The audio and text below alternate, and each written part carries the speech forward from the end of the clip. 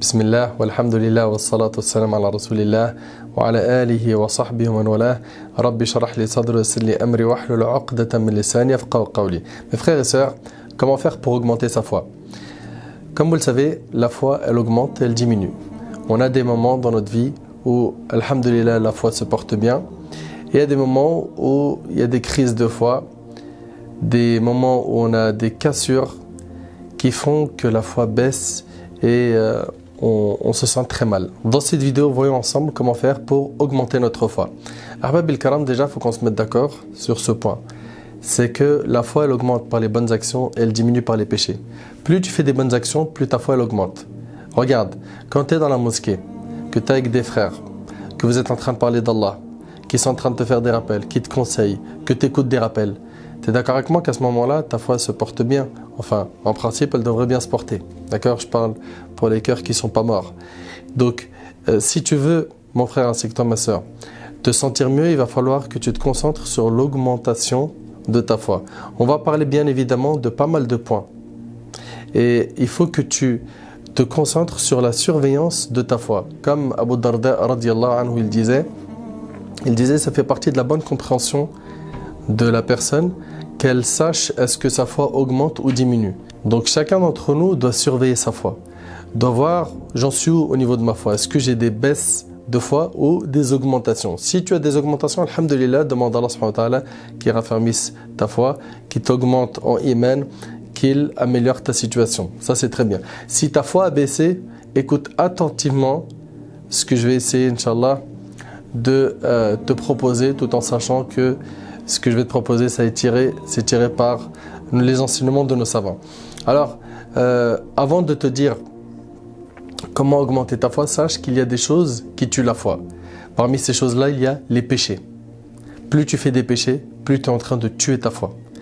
Également, l'amour excessif de la vie d'ici-bas. Quelqu'un qui du matin au soir vit dans la distraction, dans le suivi des passions, dans le shopping, dans le loisir, dans la perte de temps, dans le fait de regarder H24 des films, H24 il est sur YouTube, du matin au soir il est sur tous les réseaux sociaux qui existent, il est sur Snap, il est sur Insta, il est sur Facebook, il fait que ça.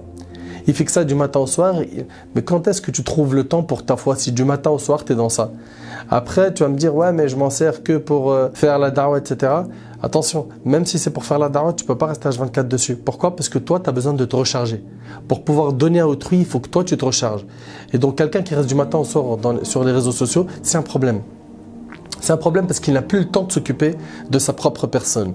Et vous savez, le prophète alayhi salatu wassalam, il a dit la foi s'use comme s'use le vêtement.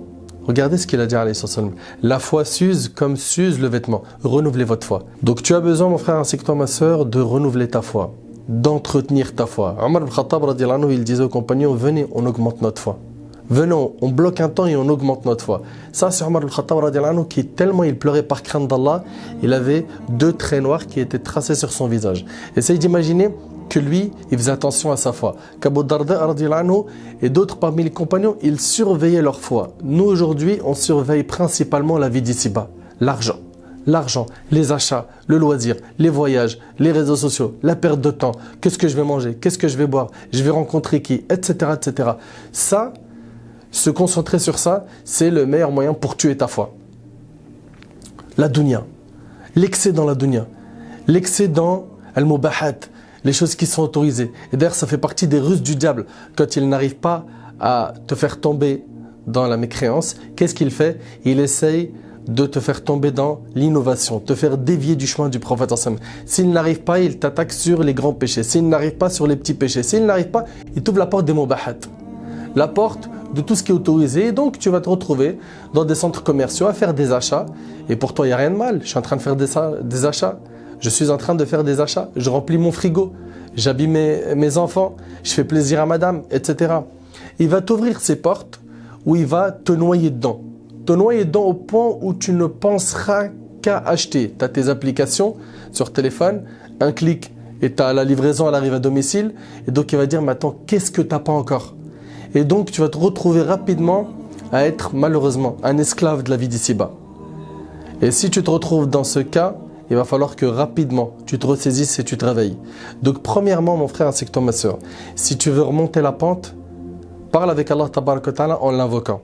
Le prophète alayhi salatu wassalam a dit, Allah tabaraka wa ta'ala est plus proche de nous que l'est le cou de notre monture, le cou de notre animal. Et c'est rapporté par l'imam al-Bukhari. Allah tabaraka wa ta'ala nous dit, وَنَحْنُ أَقْرَبُ إِلَيْهِ مِنْ حَبْلِ الْوَرِيدِ. Et nous sommes plus proches de lui que sa veine jugulaire. Donc Allah tabaraka wa ta'ala, il est très proche. Parle avec Allah tabaraka wa ta'ala, ouvre ton cœur à Allah subhanahu wa ta'ala et plains-toi à lui. Dis-lui à Allah, je suis faible. Commence déjà par reconnaître ta faiblesse. Commence par reconnaître tes manquements. Bien évidemment, ça va demander un cheminement. Donc ce cheminement spirituel, il va prendre du temps. Ça va demander des efforts. Mais quand tu fais des efforts pour Allah subhanahu wa ta'ala, Allah il t'ouvre toutes les portes qui mènent à lui. Toutes les portes qui mènent à la satisfaction divine. Toutes les portes qui vont amener le bonheur dans cette vie d'ici-bas ainsi que dans l'au-delà. Donc c'est pour cela, mes frères ainsi que vous, mes sœurs, premièrement, adressez-vous à Allah, invoquez-le. Allah tabaraka wa ta'ala dit, ô mes serviteurs, vous êtes tous dans l'égarement, excepté ceux que j'ai guidés, demandez-moi la guidée, je vous l'accorderai. C'est le hadith d'Abi Dharr qui est rapporté par Muslim. Donc la guidée, ça se demande, elle ne tombe pas du ciel. Quand on entend des gens aujourd'hui dire, Rabbi Yehdi, Inch'Allah, un jour Allah il va me guider. T'inquiète, je prierai quand Allah me guidera. Attention, c'est une grande erreur de votre part de penser qu'elle va tomber du ciel sans faire d'effort. Si tu penses là, je te demande une chose qui est très simple. Pourquoi est-ce que tu ne te comportes pas de la même manière quand tu veux te marier, quand tu as besoin de gagner de l'argent, quand tu es malade et que tu cherches des moyens pour guérir? Est-ce que tu restes à la maison et tu dis Inch'Allah, l'emploi il va taper à la porte, la guérison elle va venir sans que j'aille consulter un médecin, sans que je prenne des médicaments, je fais aucune cause et tout va aller pour le mieux? Non, pour la vie d'ici-bas, tu fais les causes. Et concernant l'au-delà, al-akhira, et ici on parle du paradis pour l'éternité, tu ne retrousses pas tes manches. Tu es toujours là à essayer de tuer ton temps, à fréquenter des personnes insouciantes, des personnes qui te font oublier Allah, des personnes qui n'ont pas pour objectif la satisfaction d'Allah, des personnes qui vivent uniquement, comme je vous l'ai dit, pour être des esclaves de la vie d'ici-bas. Donc la première des choses, invoque Allah subhanahu wa ta'ala pour qu'il te guide. Également, deuxième point, lis le Coran et médite-le. Médite-le. Le prophète alayhi salatu wassalam, dans le hadith rapporté par Muslim, il a dit qu'Allah subhanahu wa ta'ala élève grâce à ce livre, grâce au Coran, des gens. Et par la cause du Coran, Allah il en rabaisse d'autres. Donc si tu veux qu'Allah t'élève, si tu veux devenir quelqu'un auprès d'Allah, approche-toi du Coran. Lis-le, médite-le, essaye de le comprendre. Assieds-toi avec des personnes qui peuvent t'expliquer les versets du Coran. Écoute des tafasirs. Donc des tafasirs, c'est-à-dire des audios, des vidéos qui vont commenter, expliquer les versets du Coran. C'est très important. Médite la création d'Allah subhanahu wa ta'ala. Tout cela, ça fait augmenter la foi. Le fait de lire ce qu'Allah subhanahu wa ta'ala il a promis aux croyants. Le fait de voir les menaces qu'Allah subhanahu wa ta'ala a promis à ceux qui s'écartent de son chemin. Donc lis le Coran, médite-le. Essaye chaque jour d'avoir un rythme de lecture, de méditation. Ensuite, après avoir parlé de l'invocation, après avoir parlé de la lecture du Coran, apprends à connaître Allah. Comment peux-tu prétendre aimer Allah alors que tu ne le connais pas? Je ne suis pas en train de dire que tu ne l'aimes pas, mais ton amour, il est incomplet. Ton amour, il n'est pas complet. Et quand cet amour-là, il est complet, la personne se soumet à Allah subhanahu wa ta'ala. La personne sait que quand Allah subhanahu wa ta'ala il demande quelque chose, il faut obéir. Quand ça vient du prophète, il faut obéir. Pourquoi? Parce qu'Allah subhanahu wa ta'ala nous a ordonné de suivre le prophète alayhi salatu wassalam. Également, après avoir parlé de la connaissance d'Allah subhanahu wa ta'ala, il y a un point très important qui est le fait de connaître le prophète sallam. Aujourd'hui, on a une perte de repère totale. Totale. Les jeunes aujourd'hui, tu lui dis tu veux ressembler à qui? Il veut ressembler à ceux qui regardent sur YouTube, sur Netflix, ceux qui regardent dans les réseaux sociaux, les stars, les chanteurs, les footballeurs. Voilà les personnes à qui il veut ressembler. Voilà les personnes à qui il veut ressembler. Ahbab al-Kiram, en apprenant à connaître le prophète alayhi salatu wassalam, tu vas connaître la personnalité du prophète alayhi salatu wassalam, connaître comment est-ce qu'il était, comment est-ce qu'il se comportait avec détail. Également, tu vas pouvoir enfin avoir un vrai modèle à suivre. Allah tabaraka wa ta'ala dit, vous avez en votre prophète un parfait exemple à suivre.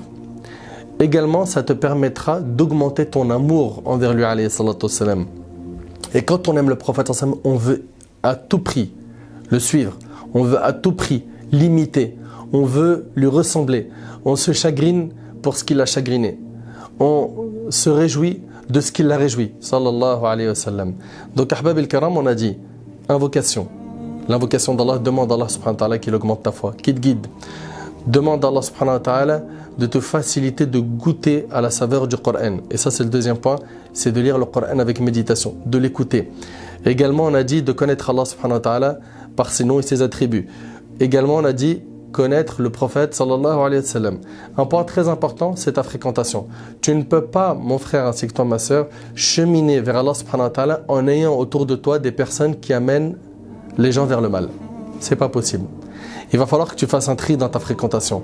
Et t'inquiète pas, Allah subhanahu wa ta'ala, il te remplacera cette fréquentation par des gens meilleurs. Si aujourd'hui tu es entouré de gens qui ne connaissent que les péchés, qui ne connaissent que la désobéissance, les grands péchés, qui se vantent de les faire, qui se concurrencent dans les grands péchés, qui ont normalisé et banalisé les péchés, il va falloir que tu changes cela. Et espère un jour être la cause de leur guider. Donc la fréquentation. Aussi, le fait d'écouter des rappels, comme cette vidéo. Cette vidéo-là, c'est un rappel qui s'adresse directement à ton cœur. Et vous savez, l'évocation d'Allah, le fait de parler d'Allah subhanahu wa ta'ala, c'est ce qui fait vivre le cœur. C'est ce qui fait vivre le cœur. Le prophète alayhi salatu wassalam, dans un hadith, écoutez bien, il est dans Sunan, il a dit « Ne multipliez pas le parler où l'on n'évoque pas Allah, car la multiplication du parler où l'on n'évoque pas Allah rend le cœur dur. Et le cœur le plus éloigné d'Allah, c'est le cœur dur. Donc plus tu vas parler d'autre chose qu'Allah, plus le cœur il va durcir. Et plus tu parles d'Allah, plus le cœur il s'attendrit. Plus tu commences enfin à trouver la paix intérieure, la sérénité. Tu commences à ressentir une joie que tu n'as pas réussi à trouver avec le matériel. D'où l'importance, je le dis et je le répète, d'évoquer Allah. D'ailleurs, Cheikh l'Islam Ibn Taymiyyah, ce grand savant, rahimallah, il a dit l'évocation d'Allah pour le cœur, écoutez bien, est comme l'eau pour le poisson.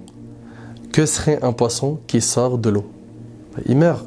Ben c'est pareil, si une personne parmi nous n'entretient pas sa foi en évoquant Allah, en parlant d'Allah, il faut que tu apprennes à parler d'Allah subhanahu wa ta'ala avec les gens que tu aimes, avec les gens que tu fréquentes. Parle d'Allah.